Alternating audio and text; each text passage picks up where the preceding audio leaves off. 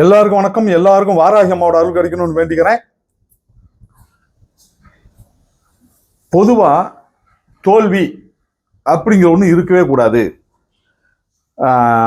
ஒரு ஃபெயிலியர் அப்படிங்கிறது நம்ம லைஃப்ல இருக்கவே கூடாதுன்னா எல்லாரும் விரும்புவாங்க, சரிங்களா? ஆனா அதுதான் ரொம்ப முக்கியமான தேவை. ஆனா அது யாரும் அது விரும்புறது இல்லை. தோல்வி அப்படிங்கிற ஒண்ண விரும்புறது இல்லை. தோல்வி இருந்தால் மட்டும்தான் அவன் ஜெயிப்பான், சரிங்களா? இப்போ ஒன்றும் இல்லை, ஒரு ஒரு அலுவலகம், அதாவது பார்த்தீங்கன்னா ஒரு சாஃப்ட்வேர் கம்பெனி, சரிங்களா? இப்போ இந்த சாஃப்ட்வேர் கம்பெனியில் என்னன்னா, ஒரு அப்பா அந்த நிர்வாகம் பண்ணிட்டு இருந்தார். அடுத்து அவங்க பையன் பொறுப்பேற்று அன்னைக்கு தான் முதல் நாள் ஒரு சின்னதாக ஒரு மீட்டிங் போறாரு. எல்லாருக்கும் வணக்கம் அப்படின்னு சொல்லிட்டு எல்லாம் அவர் சம்மந்தப்பட்ட விஷயங்கள் எல்லாம் சொல்றாரு. இது வரைக்கும் என்னுடைய அப்பா இதை நல்லபடியாக நிர்வாகம் பண்ணாரு. நானும் எங்க அப்பாவுடைய கம்பெனியை நல்லபடியா நிர்வாகம் பண்ணணும்னு ஆசைப்படுறேன். எனக்கு இவ்வளவு பேர் இருக்கேன், நிறைய பேர் இருக்கிறதுனால ஒவ்வொருத்தரையும் நான் அறிமுகப்படுத்தி அவங்களுக்கு தெரிஞ்சுக்கிறது சிரமம். அதனால எல்லாத்துக்குமே உங்களுக்கு தேவையான பேப்பர்ஸ் அந்த எல்லாம் டீட்டெயில், அதாவது ஒரு சில கொஸ்டினோட இருக்கும். அந்த உங்களுடைய பயோடேட்டா பிளஸ் அந்த கொஸ்டின்ஸ் அதுக்கு ஆன்சர் பண்ணி எனக்கு ஈவினிங் 6 o'clock, அதாவது 6 மணிக்குள்ள கொடுத்துருங்க அப்படின்னு அந்த முதலாளி சொல்றாரு. உடனே பாத்தீங்கன்னா எல்லாரும் அதை எழுதி கொடுத்துட்றாங்க. எல்லாமே கரெக்டா 6 மணிக்கு முன்னாடியே வந்துருது. அவர் டேபிளுக்கு, எம்டி டேபிளுக்கு வந்துருச்சு. இப்ப அந்த எம்டி அந்த முதலாளி பாக்குறாரு என்ன ஏது. அதுல பாத்தீங்கன்னா எல்லாரும் கரெக்டா இருக்கு. ஆனா ஒரே ஒருத்தர் மட்டும் நிறைய பேர் கம்ப்ளைண்ட் பண்றாங்க. இவர் சரியில்லை, இவர் எதையுமே எங்களுக்கு சரியா சொல்லி தர மாட்டேங்கிறாரு அப்படின்னு நிறைய பேர் அவர் மேல ஏதோ குற்றச்சாட்டு வைக்கிறாங்க. இவருக்கா ஒரே கோபம், யாரா இருந்தாலும் ஏன் இப்படி பண்ணிட்டு இருக்கான் அப்படின்னு சொல்லிட்டு சரி போய் பார்க்கலாம்னு சொல்லிட்டு அவருடைய டீட்டெயிலை பார்த்தோம்னா, அவருடைய பயோடேட்டா பார்த்தோம்னா அவருக்கு இன்னும் 2 நாள் தான் இருக்குது ரிட்டையர் ஆகு. என்ன இப்ப அவருக்கு ஒன்றும் புரியல. இப்ப நம்ம என்ன பண்றது? ஏன்னா இன்னும் 2 நாள் தான் இருக்கு. இவரை நம்ம கூப்பிட்டு திட்டலாமா இல்ல என்ன பண்ணலாம், ஒண்ணுமே புரியலையே அப்படின்னு சொல்லிட்டு சரி என்ன ரீசனாவது கேட்டுக்கலாம். ஏன்னா இத்தனை பேர் குறை சொல்றாங்க, ஏன் இப்படி இவ்வளவு பேர் குறை சொல்றாங்க, நம்ம அவரையே கூப்பிட்டு பேசிடுவோம். நம்ம திட்ட வேணாம், ஒண்ணு வேணாம். ஏன்னா அவர் இருக்கிறதே இன்னும் 1 நாள் 2 நாள் தான். அதுக்கப்புறம் அவர் ரிலீவ் ஆயிடுவார். சரி நம்ம பேசுவோம் அப்படின்னு கூப்பிட்டு வச்சு, என்ன சார் இது, ஏன் உங்களை பத்தி, ஏதாவது நீங்க நல்லா வேலை செய்றீங்க, எல்லாம் பரவாயில்ல தான். ஆனா உங்களுடைய டீம், அதாவது அங்க 2 மேனேஜர் இருக்காங்க. 2 மேனேஜருக்கு 2 டீம் இருக்கு. அதாவது பெரிய டீமா, கிட்டத்தட்ட 700 பேர் 800 பேர் ஒரு மேனேஜர் கீழே இருக்காங்க. இப்ப இது எப்படி, ஏன் இவ்வளவு பேர் உங்களை பேசுறாங்க அப்படின்னா, அப்ப அவர் சொல்லியிருக்காரு, ஒன்றும் இல்லைங்க, ஆப்போசிட்ல அந்த அந்த மேனேஜர் ஏதாவது அவங்க ஆளுங்கிட்ட சொல்லியிருப்பாங்க, ஒர்க்கர்ஸ்ல சொல்லியிருப்பாரு. அதனால அவங்க ஏதாவது ஒன்று எழுதியிருப்பாங்க, பரவாயில்ல விடுங்க சார் அப்படின்னோடனே, அப்படி இல்லைங்க, உங்களுடைய டீம்ல இருக்கவங்களும் நிறைய பேர் நீங்க சரியில்லைன்னு எழுதியிருக்காங்க அப்படின்னோடனே அவருக்கே ஒரு ஆச்சரியம். என்னடா இது, நம்ம டீம்ல இருக்கவனே நம்மளை சரியில்லைங்கிறானா, என்னடா இது அப்படின்னு சொல்லிட்டு அவருக்கே ஒன்றும் புரியல. அப்புறம் தெரியலைங்க, என்ன ஏதுன்னு சரியா தெரியலைங்க சார் அப்படின்னு சொல்லிட்டு அவரும் சொல்றாரு. ஆனா என்னால முடிஞ்ச வரைக்கும் நான் 100% சரியான இப்படிதான் செஞ்சேன் அப்படின்னு அவர் சொல்றாரு. அப்ப அவருக்கும் என்னடா இது, இவரை கேட்டா 100% கரெக்டா செஞ்சேங்கிறாரு, என் வேலையை கரெக்டா தான் பண்ணேன், எல்லாம் கரெக்டா தான் செஞ்சேங்கிறாரு. அவங்க என்னன்னா இவ்வளவு பேரு குற்றச்சாட்டு சொல்றாங்க, இதுல என்ன பண்றதுன்னு அவருக்கும் ஒண்ணு புரியல. அப்ப இவர் சொல்றாரு, சார் கோச்சிக்காதீங்க, நாளைக்கு மார்னிங் ஏன் டீம்ல இருந்து ஒரு ஆளை எடுத்து ஒரு ப்ராஜெக்ட் கொடுங்க. அதே ப்ராஜெக்டை ஆப்போசிட்ல அந்த இன்னொருத்தர் இருக்காருங்களா மேனேஜர், அவங்க டீம்ல கூப்பிட்டு யாராவது ஒருத்தருக்கு ஒரு ப்ராஜெக்டை கொடுங்க. அதே ப்ராஜெக்ட் எப்படி பண்றாங்க நீங்க பாருங்க. நீங்க யாருமே எடுத்துங்க, என்கிட்ட 700 பேர் இருக்காங்க, அதே மாதிரி அந்த டீம்ல ஒரு 700 பேர் இருக்காங்க. இதுல நீங்க யாரு வேணாலும் சூஸ் பண்ணுங்க, கொடுத்து பாருங்க எப்படி இருக்குன்னு பாருங்க. ஏன்னா என்ன சரியில்லைன்னு சொல்றாங்க இல்லையா, இந்த ஒரு தடவை கொஞ்சம் என்னன்னு பாருங்களேன் அப்படின்னு அவர் சொன்னோன்னே சரி ரைட் அப்படின்னு சொல்லிட்டு அடுத்த நாள் காலையில ஒரு சின்ன ப்ராஜெக்ட் ஒன்று ரெடி பண்றாரு. இந்த ப்ராஜெக்டை பண்ணி கொடுப்பான்னு சொல்லி நம்ம ஐயா கிட்ட கூப்பிட்டு, அந்த டீம்ல இருக்கவங்களை கூப்பிட்டு, ஒரு லேடியை எல்லாத்தையும் கூப்பிடுறாரு. அதுல ஒரு லேடியை கூப்பிட்டு வாமா அப்படின்னு சொல்லிட்டு இந்த ப்ராஜெக்டை பண்ணி கொடு அப்படின்னு. அதே மாதிரி ஆப்போசிட் டீம் அந்த மேனேஜரை கூப்பிட்டு, மேனேஜர் அவங்க எல்லாத்தையும் நிக்க வச்சிருக்காங்க. அதுல ஒரு பையனை கூப்பிட்டு, நீ இந்த ப்ராஜெக்ட் பண்ணிட்டேன். 2 பேர்த்தும் கொடுத்தது என்னமோ ஒரே ப்ராஜெக்ட் தான். இவரு என்ன பண்ணாங்க, ப்ராஜெக்ட் கொடுத்தோடனே அந்த பொண்ணு பாட்டுக்கு வேலை செய்ய ஆரம்பிச்சிருச்சு.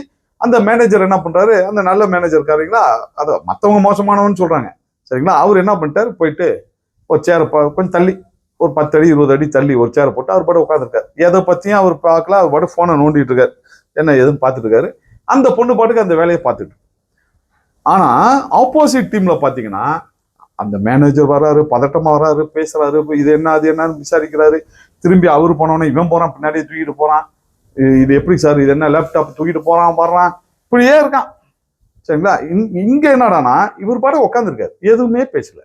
கடைசியில் 1.5 மணி நேரத்தில் அந்த பொண்ணு முடிச்சுட்டு அந்த முதலாளி கிட்ட கொடுத்துட்டு போயிடுச்சு. அவ்வளவுதான். இவர் அதுக்கும் என்னன்னு கேட்கல, முடிச்சதுக்கு கூட இவர் கரெக்டா முடிச்சிருக்கா என்னன்னு கூட செக் பண்ணல.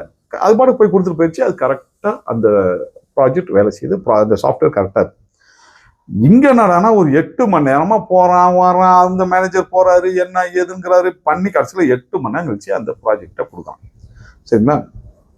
இப்ப அந்த மேனேஜர் வந்து சொல்றாரு, ஐயா இதுதான் நான் செஞ்சேன்.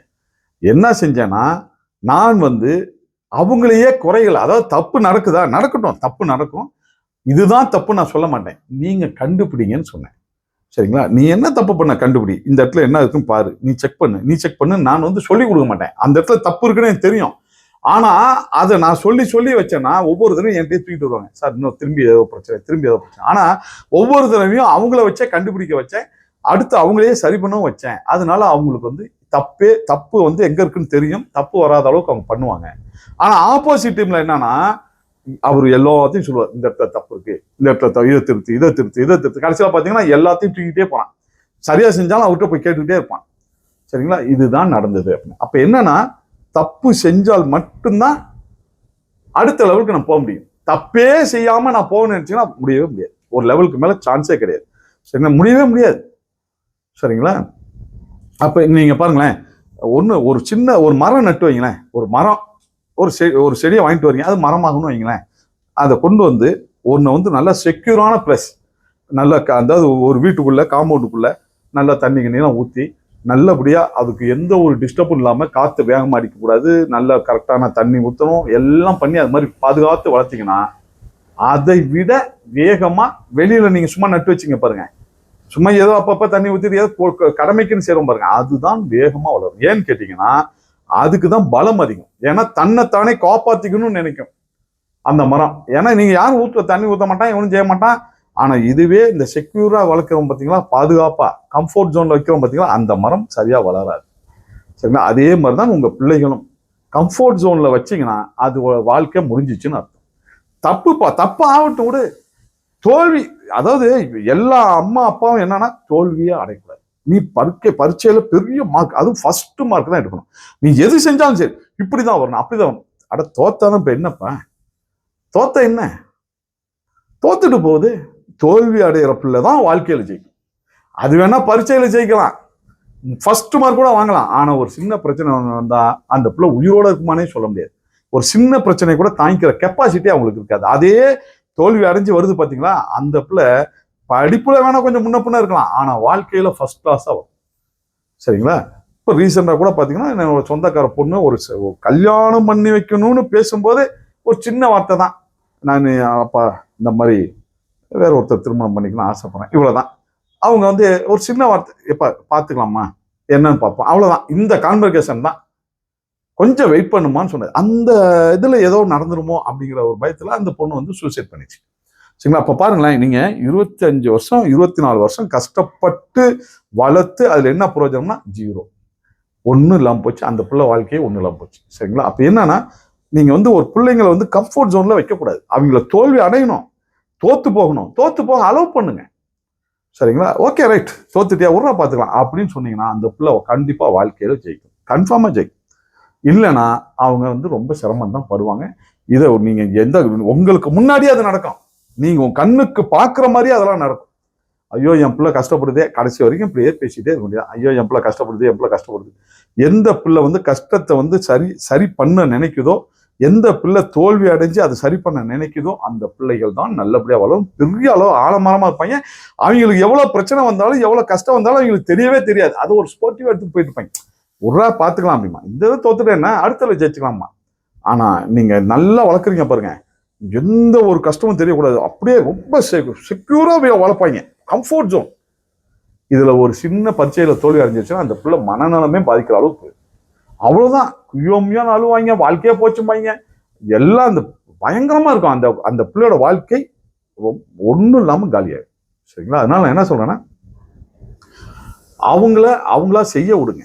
சரிங்களா. தோத்து போனா பரவாயில்ல, இந்த மேனேஜர் சொன்ன மாதிரி கண்டுபிடி, எந்த இடத்துல தோல்வி அடைஞ்ச கண்டுபிடி, எதனால நான் ஃபெயில் ஆகிட்டேன் பாரு, செக் பண்ணு. இப்பெல்லாம் நீங்க சொல்லி கொண்டு போனீங்கன்னு சொன்னா அற்புதமான வாழ்க்கை அந்த பிள்ளைங்களுக்கு கிடைக்கும். சரிங்களா? முதல்ல கொஞ்சம் சிரமமா தான் இருக்கும். ஆனா பிள்ளைங்களோட வாழ்க்கை அதுக்கப்புறம் நல்லா இருக்கும். சரிங்களா? ஏன்னா இன்னைக்கு நிறைய பேர்த்தோடைய குழந்தைகள் வந்து ஒரு பரீட்சையில சாதாரண கொஞ்சம் மார்க் குறைஞ்சிட்டா கூட அவங்க வந்து சூசைட் பண்ணிக்கிற அளவுல இருக்காங்க. அதனால கொஞ்சம் கவனமா பாருங்க. அதே மாதிரிதான் நமக்கும் தோல்வின்னு ஒண்ணு வந்துட்டா நம்ம பயப்படாம அதை அடுத்து அடுத்து நம்ம சரி கட்டுறது எப்படி, எந்த நம்ம வந்து தப்பு பண்ணிட்டோம் அப்படிலாம் பார்த்தோம் சொன்னா நம்ம ஈஸியா ஜெயிக்கலாம். சரிங்களா? என்னைக்கும் எல்லாரும் நல்லா இருக்கணும்னு வாராகி அம்மா கிட்ட வேண்டிக்கிறேன். நன்றி, வணக்கம்.